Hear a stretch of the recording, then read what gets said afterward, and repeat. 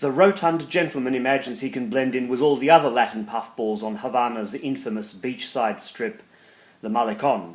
Consulting street map, he sees that a taxi, imagine one of those classic retro American models from Havana Vieja, old Havana, would have to pass through El Barrio Chino, Chinatown, and the lush, graceful Vedado district to arrive at the desired Miramar destination. A taxi driver, a cochero, would indeed have a recording of the agitated violins and sweet percussion of Pare Cochero by Pupi y su charanga filtering through the cabin's speakers. The rotund gentleman wonders if his brand of Spanish would be up to conversation with such a cochero, despite the fact that Cuban cocheros are also Latin puffballs. At least the passenger could disclose that he is a musician and a fan of classic Cuban charanga, especially Pupi y su charanga. Given the desired destination, the driver would assume the passenger was headed for Tropicana Cabaret, no, Villa Diana rather, a lesser-known venue, but one that is much more respected by the true connoisseurs of old styles such as charanga, cha-cha, and danzon, the latter venue coming into sight. How apt it might be to shout to the cochero, "Pare cochero, the cochero, what are you doing there?" The reply, playing music. Amidst all the elaborate cries of amigo and compadre and adios and hasta luego, it would be unsurprising to the cochero to learn that his passenger's name is typical of that of a Latin puffball, Roberto. Pare cochero, danzon crooner dressing, old Mike lilting open vowels. Pare cochero, cha-cha dancehall fluffy echoes warmly captured records old.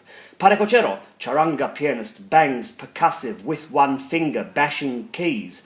Pare cochero, the flexible, labour-saving, rotund gentleman programs his decks for an evening of Havana-style strings.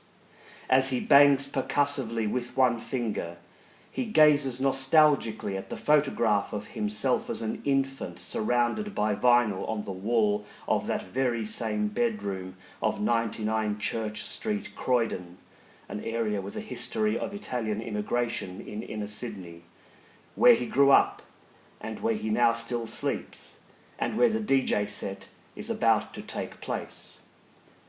Back then, 42 years ago, he was every bit as obsessed by records as now.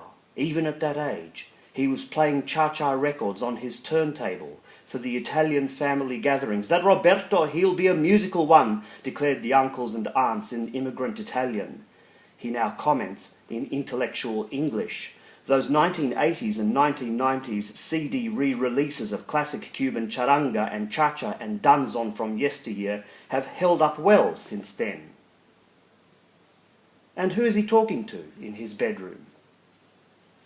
Is this some kind of seduction?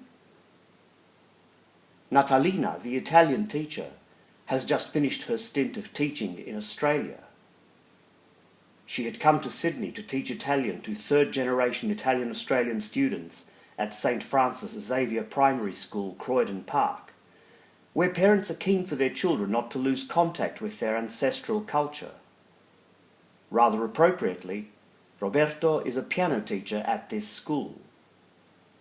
His invitation to her to come to his home to hear him playing music results in something she does not quite expect. She is lying back on his bed, receiving the sensations of the digital information coming from the CDs on the DJ decks. She is not very familiar with these old Latin war horses. The latest British club music is more in her line. But she remembers some Latin elements in the club music she sometimes danced to in Ibiza. Perhaps she could better explore these Latin connections in her upcoming teaching job in Argentina. There are even more Italians there than in Australia. He plays an Italian tango.